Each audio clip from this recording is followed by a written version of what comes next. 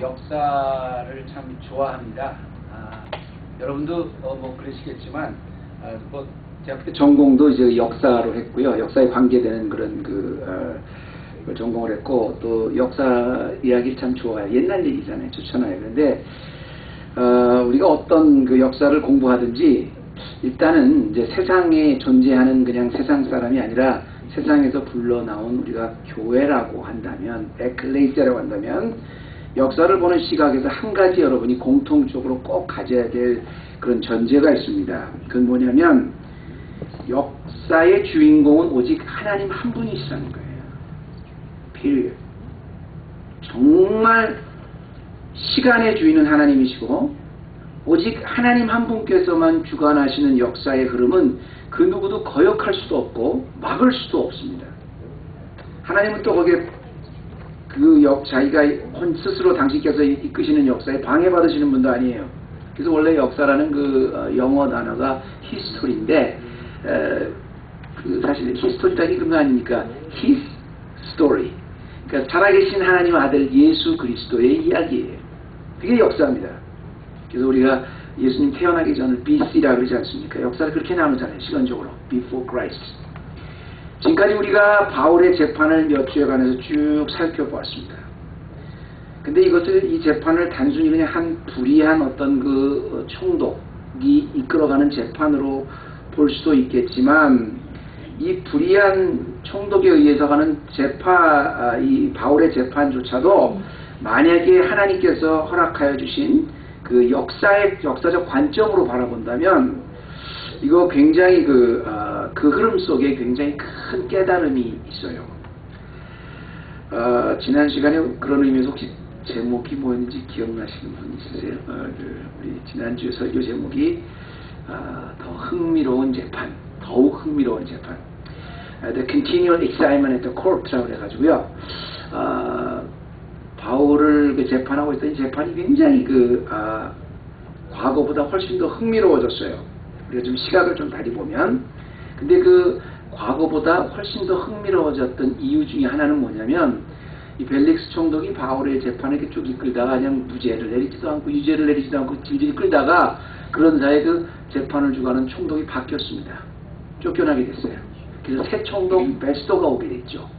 그래서 베스토 총독이 오고 나서부터 이제 이 재판이 훨씬 더 아주 흥미로워졌는데, 그때 우리가 거기까지 했는데, 베스토 총독이 이끌어가는 이 바울의 재판에 그 유명한 바울의 황제 청원권이 등장합니다.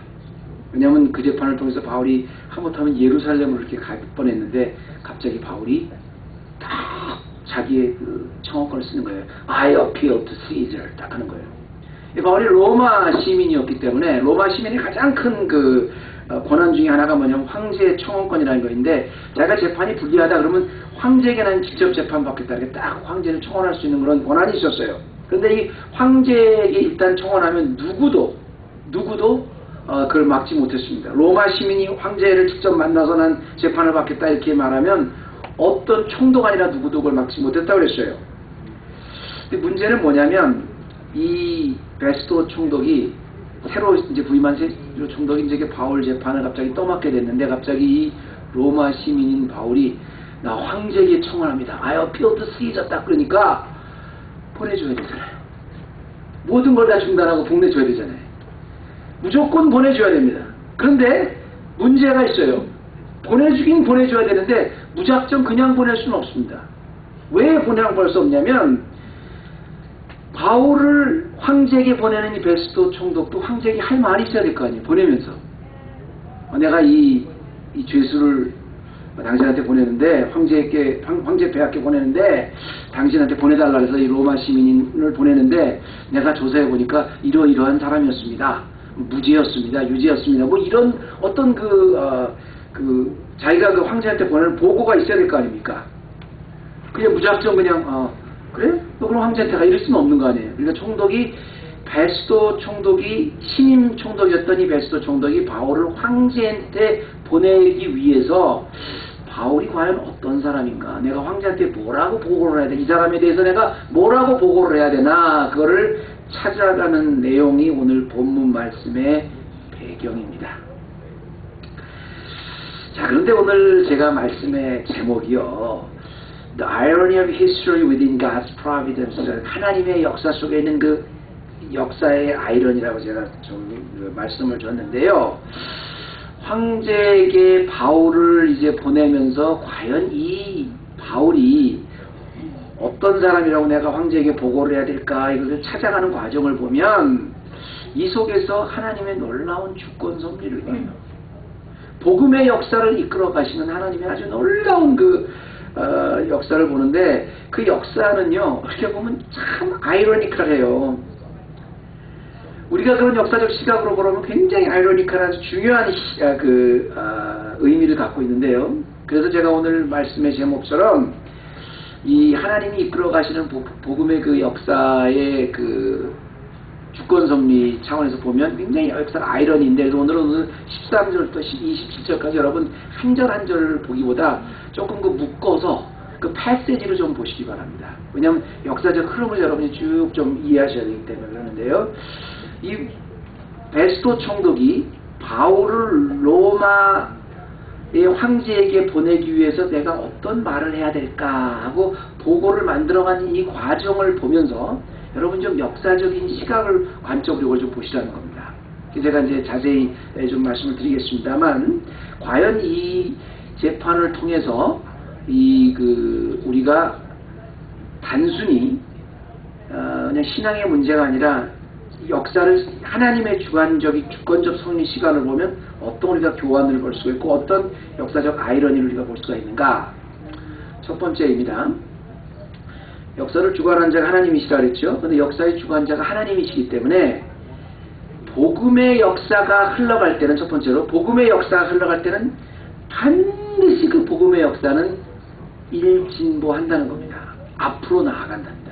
발전한다는 겁니다. 크던 작던 퇴보라는 건 없어요. 항상 어드밴스 한 발자국 앞으로 나갑니다. 그리고 우리가 요 재판을 통해서 바라봐야 되는 거예요. 이게 참 정체되어 있는 것 같은데 아니 오히려 후퇴되어 있는 것 같은데 이걸 통해서 한 발자국 올라가는 우리가 역사의 묘한 아이러니를 이 재판을 통해서 본다는 거예요. 무슨 말인지 아시겠습니까? 하나님이 주관하시는 역사는 그냥 의미 없이 한 방향으로 가는 것이 아니라 항상 단계적으로 발전해 나간다는 거예요. 심지어는 반드시 지금 우리가 보기에는 그냥 이건 반드시 퇴보하고 옛날보다 훨씬 못한 상황이 되는 것 같은데 그런 그 상황에서도 진보를 한다는 거예요. 한 발자국 더 나간다는 거예요. 반드시 후퇴할 것 같은데 후퇴하지 않고 오히려 그걸 통해서 한 발 더 나가는 거예요. 아이러니 아니냐는 겁니다. 자, 이 재판이 신임 총독인 베스토가 바울을 재판하는 이 재판을 통해서 뭐가 도대체 역사적인 진보가 일어나는 아이러니가 있는가? 여러분 앞에 보면요. 13절 말씀을 보면 우리가 오늘 이제 처음에 같이 공독했던 13절 말씀은 이렇게 시작을 합니다. 수일 후에 이제 이 수일후는 이제 황제가 바뀌고 이제 이제 총독이 바뀌고 이제 바울이 I appeal to Caesar 그래서 이제 결국 이제 로마 황제에게 보내기로 결정이 된 그 수일후에 아그리빠 왕과 버니게가 베스토에게 문안하러 가이사랴에 왔다 이런 말이 나와요. 근데 여러분 오늘 등장하는 이 아그리빠 왕과 버니게는 둘이 형제와 자매를 뭐라 그러죠? 형제 자매를 뭐라 그러죠? 남매라 그러나? 그러니까 가족인데 그러니까 남자 형제와 가족이죠. 패밀리죠. 근데 남자고 남매입니다. 근데 남매인데 이게 또 역사적으로는 이 아그리빠 왕과 버니게가 남매인데 이게 또 버니게가 또 자기 삼촌하고 또 이렇게 불륜을 하다가 이제 또 자기 형제인 아그리빠한테 붙었어요. 그래서 불륜 관계 있었다 이렇게 얘기를 해요. 아니 그렇게까지 자세히 설명 안 해도 됩니다. 그렇다 그래요.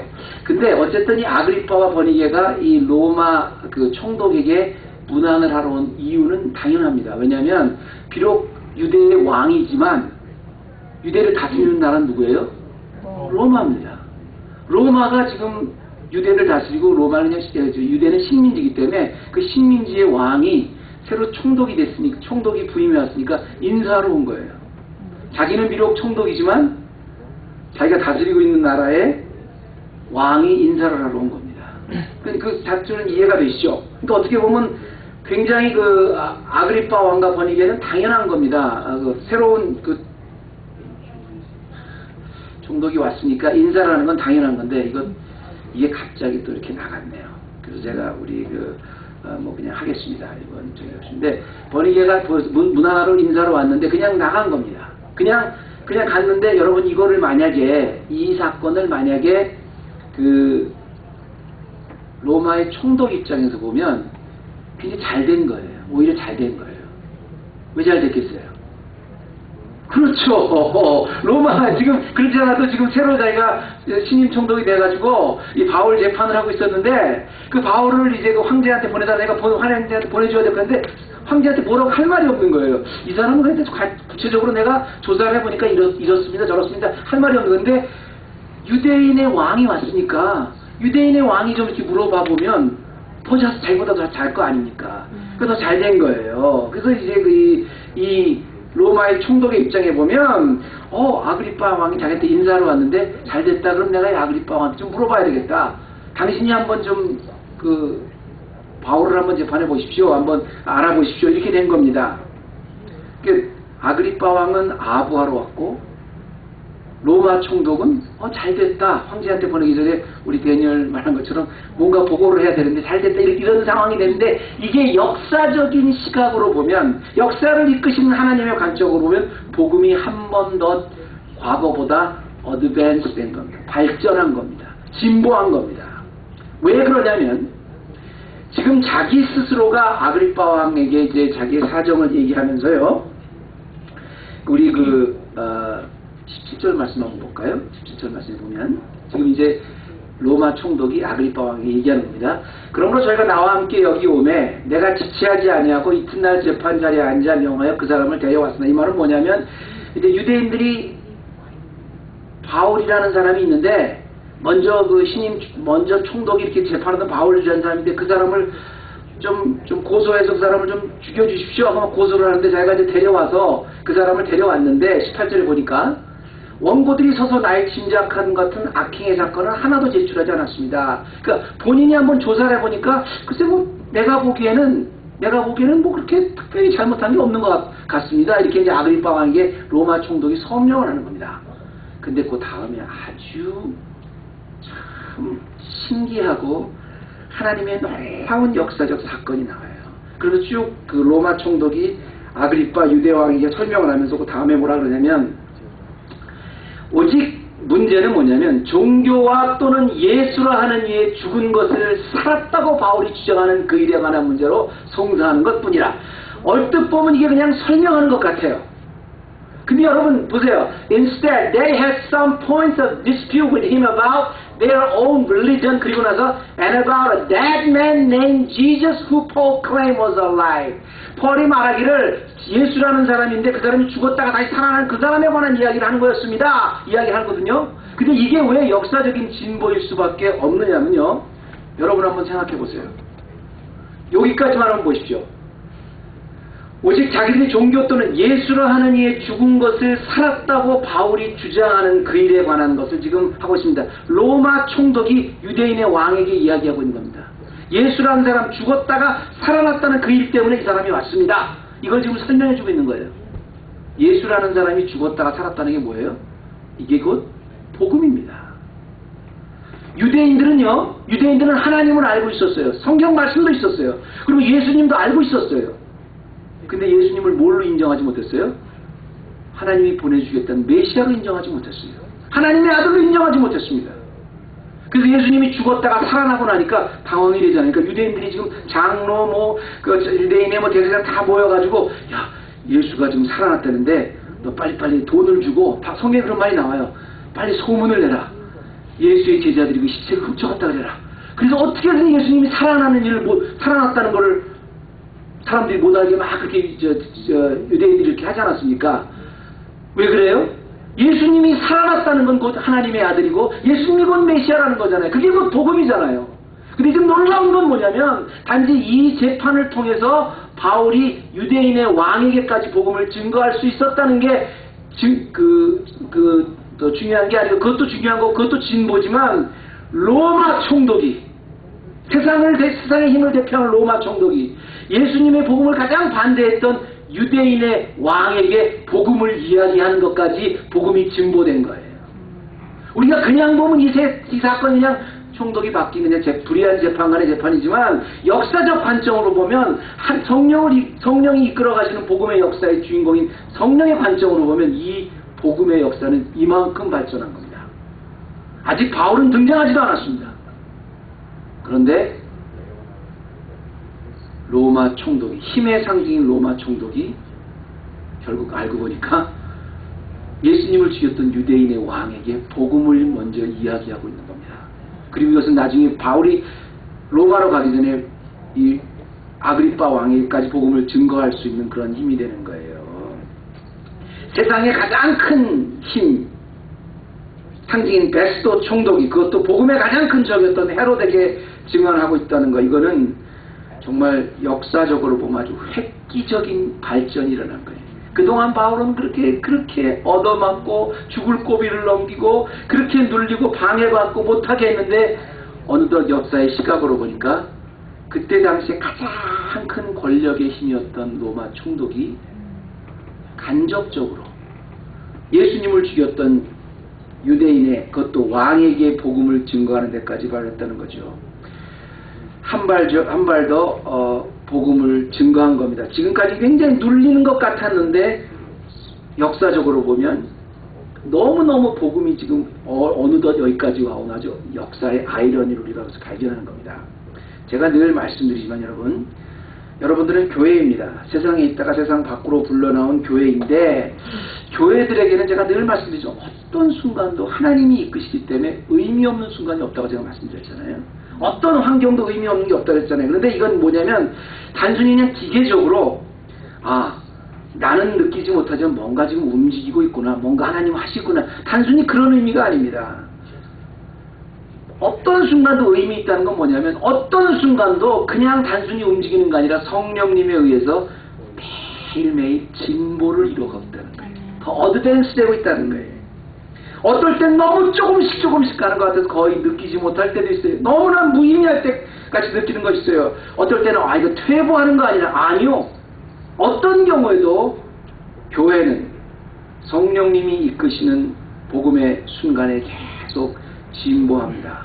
이것이 바로 우리 교회가 세상 속에 살아갈 때 역사를 바라볼 때 가져야 하는 시각이에요.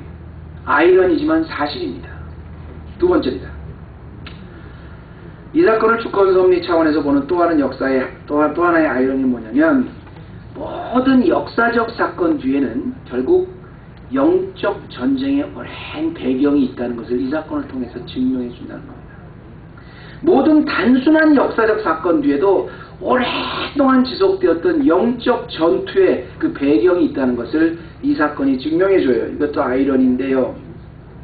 쉬운 말로 보면 우리가 단순히 그냥 복음의 그 전진과 그 전진하는 복음을 못 가게 하는 그 죄와의 싸움인 것 같은데 한 발 뒤로 물러가서 우리가 자세히 그 사건을 바라보면 긴 시각으로 보면 그 뒤에는 역사를 주관하시는 하나님과 그 하나님의 역사를 방해하는 사탄의 세력 간의 오랜 역사적 투쟁이 있었다는 겁니다.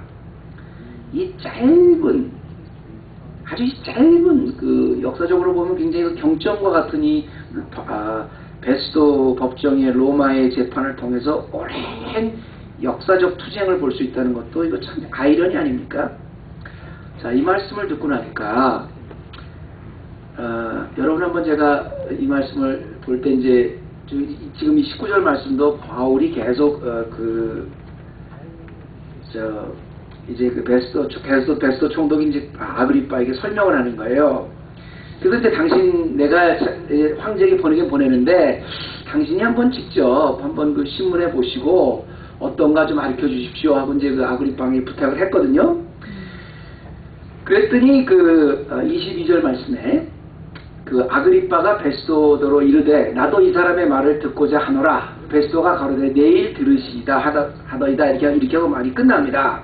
자, 그런데 근데 아그리빠가 듣겠다 그래요. 그랬더니 그 다음날 이제 바울을 데려오고 아그리빠 왕과 그 버니게뿐 아니라 24절에 베스도가 말하되 죄송합니다.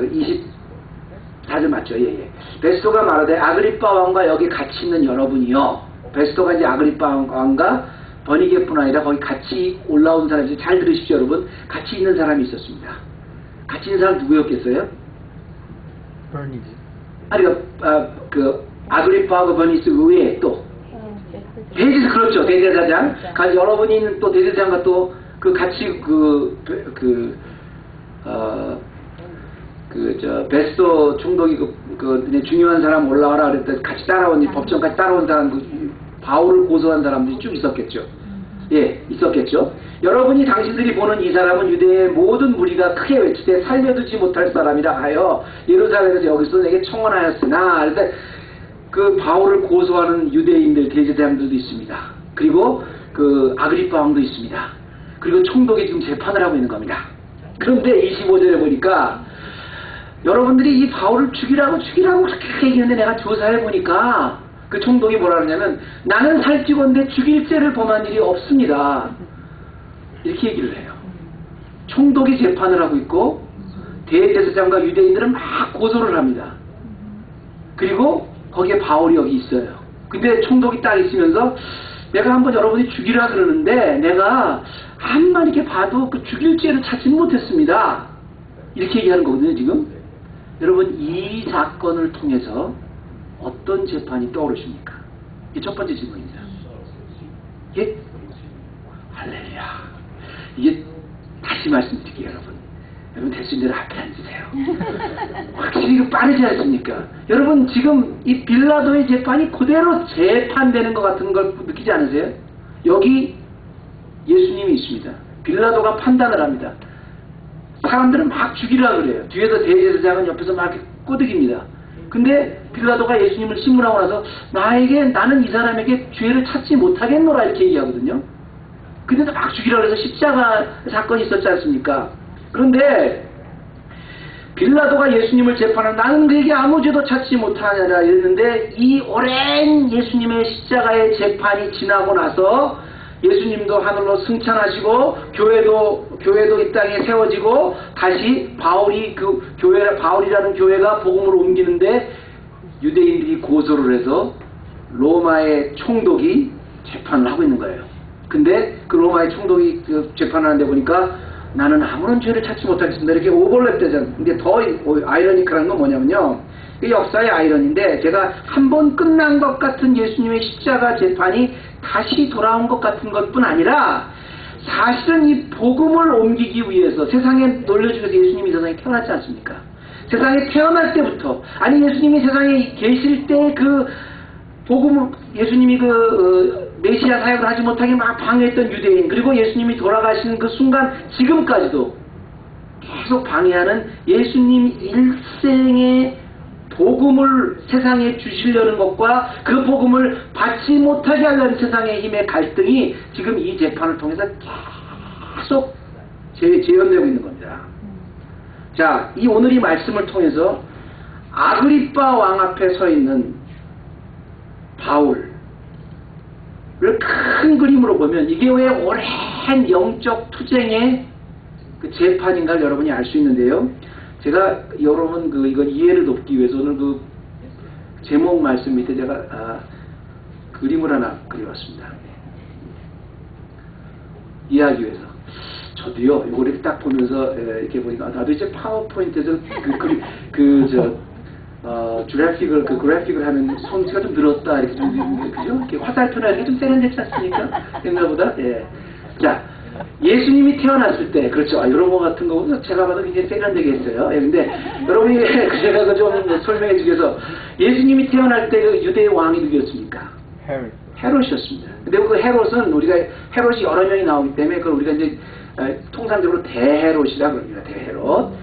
근데 예수님이 태어날 때 그 대헤롯이, 예수님이 태어난다는 소리를 듣고, 유대의 왕이 태어난다는 소리를 듣고, 그 소리를 듣자마자, 유대에 있는 모든 2살 이하의 아이들을 다 죽여버렸어요. 기억나시죠? 근데 여기 예수님이 살아나셨잖아요. 그런데 이제 대헤롯이 죽었습니다.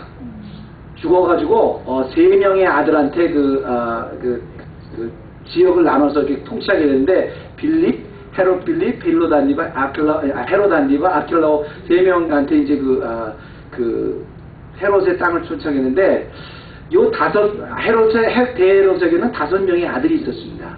5명의 아들 중에서 이 아들은 대헤롯이 직접 죽였어요. 제일 똑똑한 사람입니다. 제가 성경 시간에 성경 공부 시간에 한번 여러분한테 대충 한번 설명을 해드린 적이 있는데 대헤롯이 가지고 있는 유명한 5명의 아들 중에서 아리스토블로스는 대헤롯이 자기가 죽였어요. 근데 아들은 죽였는데 이 아리스토블로스의 그 아들은 살았습니다. 그래서 로마에 가서 살았어요. 로마에 자랐어요. 그래서 로마에 가서 자랐다가 이 사람들이 다 죽고 다시 돌아와서 옛날에 대헤롯의 영토의 거의 모든 땅에 다시 왕이 됩니다. 그게 바로 헤롯 아그리파 1세입니다. 그 헤롯 아그리파 1세가 누구냐면 여러분 우리가 이 사도행전 12장에 보면서 교회가 이 땅에 세워지고 나서 교회에서 최고 지도자였던 베드로와 함께 최고 지도였던 야고보 사도를 죽인 사람이 헤롯 아그리파 1세입니다. 유대인들에게 어떤 그 성의를 얻기 위해서 사도행전 10장에 갔죠. 그때 야고보가 이 사람에 의해서 순교를 당했어요. 근데 헤롯 아그리파 1세도 이제는 죽었습니다. 죽고 나서 다시 헤롯 아그리파 2세가 됐는데 그 헤롯 아그리파 2세가 바로 오늘 나오는 유대왕 아그리파입니다.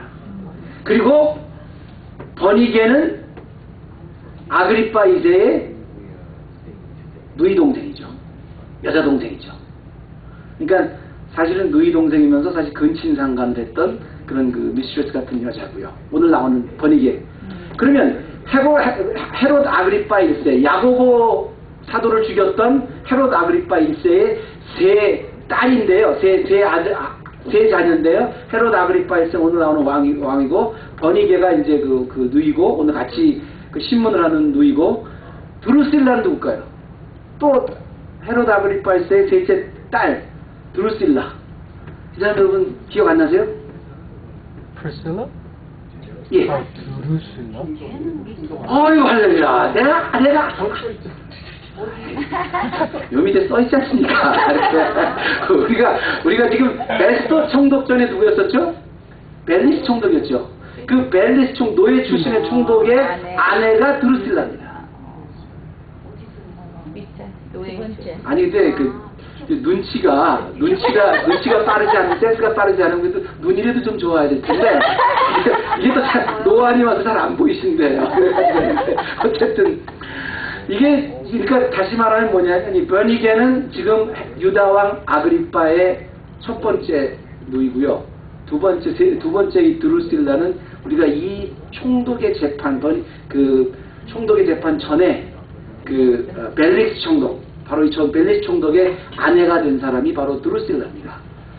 여러분 지금 제가 왜 지금 이런 얘기 했냐면 예수님이 탄생했는데 예수님이 탄생해서 우리에게 복음을 주시려고 했는데 기쁜 소식을 주려는데 그걸 막은 사람이 누구냐면 대헤롯이에요. 그래서 두 사람의 애들 다 죽였어요. 예수님이 평생 동안 예수님이 지금 계속해서 예수님과 헤롯의 탄생부터 싸움이었습니다. 복음이 세상에 가지 못하게 하는 세상의 악과의 싸움이었었어요. 예수님이 살아계실 동안은 계속 갈등을 누구 하고 있냐면 바로 헤롯 안디바하고 했습니다. 갈릴리 지방을 통치하고 있었기 때문에. 예수님이 죽었어요. 이 사람은 헤롯 안디바는 세례요한을 죽인 사람입니다. 그리고 예수님이 죽었어요. 그랬더니 오히려 다시 로마에 살았던 헤롯의 손자가 다시 와가지고 예수님의 교회의 대표인 야고보를 죽였습니다. 그리고 자기도 벌레에 물려서 벌레가 자기 파먹어서 죽었어요. 그리고 나서 이제 그 초대교회 복음이 예루살렘을 넘어서 이제 온 유대와 온 사마리아와 온 유럽과 이제 로마로 다시 세계 중심을 하는 로마로 가려고 할 때 바로 또 아들인 헤롯 아그리파 2세와 버니게가 지금 예수님을 공격하고 있는 거예요. 그러니까 쉽게 말하면 예수님을 죽이려고 했던 이 대헤롯의 증손녀들과 예수님의 복음을 받은 바울이라는 교회와 예수님이 일생에 있었던 그 영적 투쟁이 지금 계속 재현되고 있는 겁니다. 이 역사는 오늘날까지도 계속되는 거예요. 그러니까 우리가 작은 교회로서 우리가 복음을 움직이려고 하면 그 복음을 움직이지 못하게 어떻게 막는 이거는 그냥 단순히 그냥 세상에 막는 게 아니라 원래 하나님이 만들어 놓으신 주권 섭리의 역사적 시각 안에서 하나님의 복음을 움직이지 못하게 하는 이런 그 악한 세력과의 오랜 영적 전쟁의 시간이었다는 거죠. 전 여기서 무엇을 배워야 되겠어요? 참 아이러니하지만 세상은 참 때로는 불공평해요. 우리 뜻대로 되지 않아요. 모순이 있고 아이러니합니다. 굉장히 모순되고 굉장히 역설적인 상황 속에서도 우리가 역사적 시각을 가지면 어떤 아이러니를 발견하냐면 이렇게 엄청난 핍박이 있는 역사 가운데서도 한치도 빈틈없이 하나님 나라를 확장하시고 나라는 교회를 통해서 복음을 확장해 나가시는 성령님의 승리를 우리가 배우는 거예요. 여러분 내 앞에 어떤 일이 닥칠까? 그냥 그걸 보지 마세요. 그 배우를 보세요. 역사가 있는 거구나. 오랜 역사가 있는 거구나. 세상의 뒤에는 사탄의 역사가 있어요. 그러나 우리 교회의 뒤에는 예수 그리스도의 배우가 있습니다. 그래서 하나님이 우리가 어떤 우리의 싸움은 육신에 가는 것이 아니라 하나님의 전신갑주를 믿음의 전신갑주를 입고 진리의 허리띠를 쓰고 의의 흉배를 붙이고 평안의 신을 짚고 구원의 투구를 쓰고 말씀의 검을 갖고 하는 영적 싸움이라는 겁니다. 마지막입니다. 이 바울의 이 황제 청원권 때문에 되는 역사의 하나님의 주권 섭리 안에서는 또 하나의 그 아이러니는 뭐냐면 세상과 교회의 진짜 승리자가 누군가를 여기서 증명해주는 아이러니가 있어요. 지금 보면 분명히 바울이 패배자 같습니다. 그런데 결국 이걸 통해서 바울이 승리자라는 것. 다시 말하면 지금은 세상이 이긴 것 같아요. 고소하는 사람도 세상입니다. 그리고 그 고소를 판단을 내리는 사람도 로마 총독 힘 있는 사람도 세상이에요. 바울은 굉장히 힘이 없습니다. 그런데 제가 그래서 황제한테 자기가 청원을 하는 거예요. 근데 그 황제도 세상이에요. 그런데 결국은 그 가장 힘없는 바울이 이긴다는 역사적 아이러니를 이 제품을 통해서 보는데요. 이것이 복음의 역사에 참 역설적인데 가장 약한 모습을 가진 교회가 가장 강한 모습을 가진 세상을 결국 이긴다는 걸 증명해 주는 거예요. 결국 교회가 최후의 승리자라는 겁니다. 믿음이 결국 세상을 이긴다는 거예요.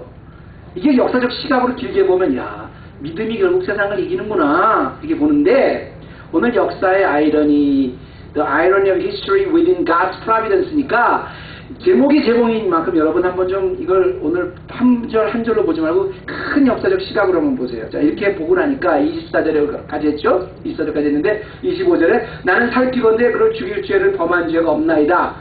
그러나 저가 황제에게 호소한 걸로 보내기를 작성합니다. 이제 죽을지는 없습니다. 근데 황제에게 보냅니다. 까지 얘기를 하고요. 26절에 뭐라 그러냐면 그에게 대하여 황제에게 확실한 사실을 알 게 없으므로 신문한 후에 상소할 재료를 있을까 하여 당신 앞 특히 아그리빠 왕 당신 앞에 그를 내어쳤나이다. 지금 아그리빠 왕을 불러온 것도 이 재판을 한 것도 전부 다 지금 총독은 뭐냐면 바로 황제에게 지금 아까 말한 대로 쓸 내용 때문에 지금 이 재판을 다 하는 겁니다.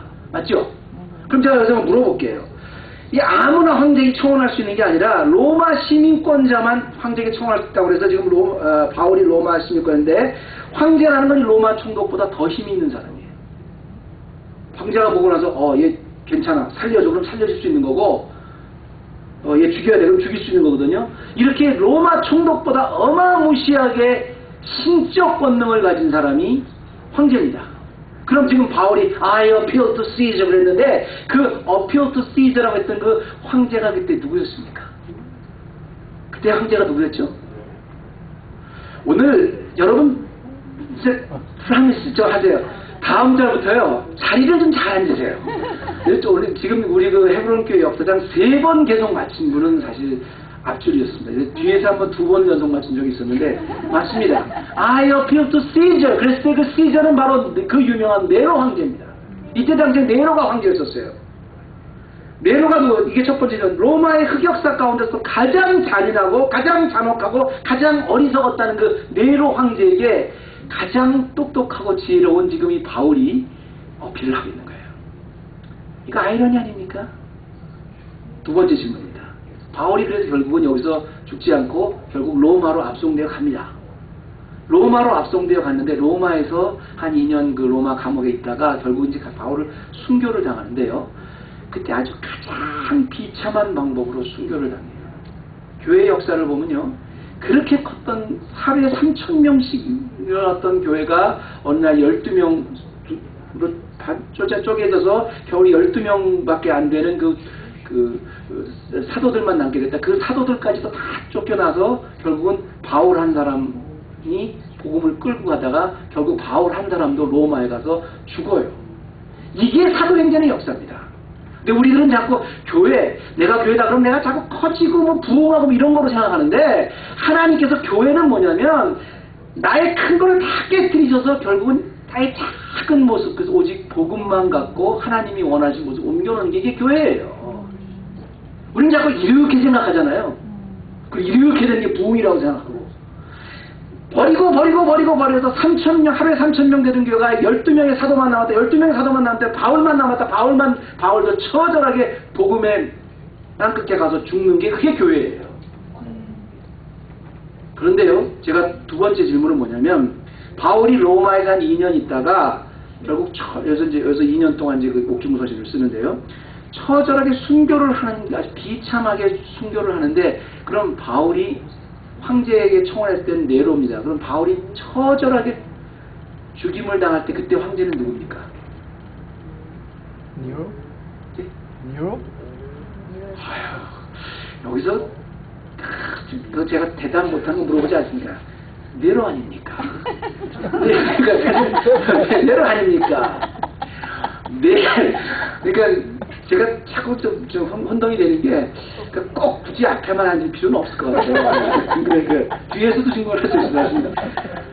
바울에게 황제에게 청원한 것도 네로고, 그리고 그 바울이 올라가서 바울을 죽인 사람도 네로입니다. 네로가 정말 힘이 있는 사람이고요. 바울뿐 아니라 기독교 역사의 네로 시대 때요, 가장 기독교에 많은 순교자가 죽었어요. 원형 경기장에서 죽었습니다. 사자한테 밥이 돼서 찢겨 죽이고, 사람들 보는 앞에서 화형을 당해서 죽고, 돌로 맞아 죽고, 기독교인이라 그러면 무조건 다 죽였어요. 그 당본인이 네로입니다. 그리고 그만한 힘이 있었던 사람입니다. 바울도 결국 올라가서 청원을 했지만 로마 시민이었지만 기독교인이었기 때문에 죽었어요. 바울과 네로는 마지막까지 복음을 가져갔던 교회와 마지막 한 사람까지 다 죽일 수 있는 세상의 힘을 대표합니다. 그러니까 바울과 네로, 그러면 우리가 보기에는 네로는 못하는 게 없는 가장 힘 있는 사람이에요. 바울은 누구와 로마 시민권도 그걸 보여주지 못할 만큼 힘이 없는 사람이에요. 교회와 세상의 대표입니다. 가장 힘이 있던 사람과 가장 힘이 없던 사람의 상징이에요.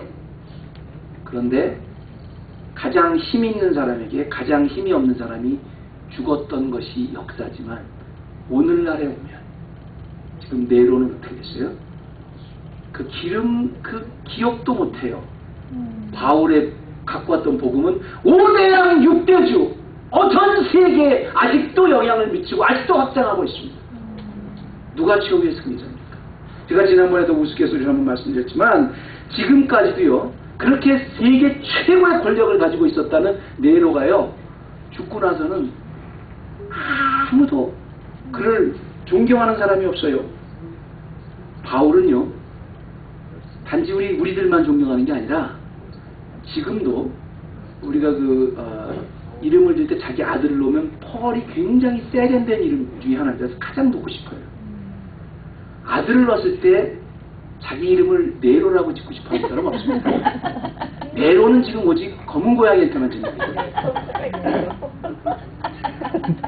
가장 위대했던, 가장 큰 힘을 가지고 있었던 네로는 그 이름이 지금 검은 고양이한테나 짓는 이름이지만, 바울은 아직까지 2000년이 지난 지금까지도 왜 그러겠어요? 바울처럼, 예수님처럼 그렇게 살 순 없을까? 우리가 그가 살았던 모습, 그가 마지막 죽으면서까지도 옮겨왔던 그 복음의 영향을 나도 미칠 수 없을까? 이건 5대양 6대주의 2000년이 지난 지금까지도 영향을 미치고 있습니다. 누가 최후의 승리자입니까? 여러분, 전 이렇게 말씀드리고 말씀을 마치겠습니다. 세상에 사는 동안에 분명히 기쁜 일이 있습니다. 또 분명히 슬픈 일이 당합니다. 아무리 형편이 어려우신 분이도 따지고 보면 그래도 위로되고 뜻밖의 기대하지 않았던 그런 그 격려를 받는 그런 순간이 있어요. 그러나 아무리 여유가 많으신 분도 항상 전혀 원하지 않은 대로 인생이 흘러갈 때도 있어요. 감당 못할 만큼 어려운 압박이 다가올 때 누구나 다 있습니다. 중요한 것은 우리가 기쁜 일을 닥치든 슬픈 일을 닥치든 무슨 일을 닥치든 초점이 그 닥친 일에 맞추지 말라는 것입니다. 그것을 통해서 역사를 주관하시고 그것을 통해서 역사를 이끌어오시고 최후의 승리가 되시는 예수 그리스도께 초점을 맞추시란 말입니다. 그리고 그것을 보는 것이 바로 믿음입니다. 아멘. 믿음의 눈으로 바라봐서 모든 역사를 주관하시는 뒤에 계시는 우리 주님 바라봐서 여러분 하시는 모든 일에 반드시 승리하시는 여러분 되시기를 주님의 이름으로 축원합니다. 기도하십시오. 은혜로우신 하나님 감사합니다. 오늘도 우리가 말씀을 보면서 교회의 역사와 세상의 역사를 같이 구별하게 하심을 감사드립니다. 우리를 교회로 만들어 주셨는데 우리 앞에 닥치는 어떤 어려움과 어떤 고난이 온다고 해도 이 뒤에 있는 능력 있으신 우리 주님 보면서 승리하는 우리 헤브론 교회 되게 하여 주옵소서. 예수님의 이름으로 기도드립니다.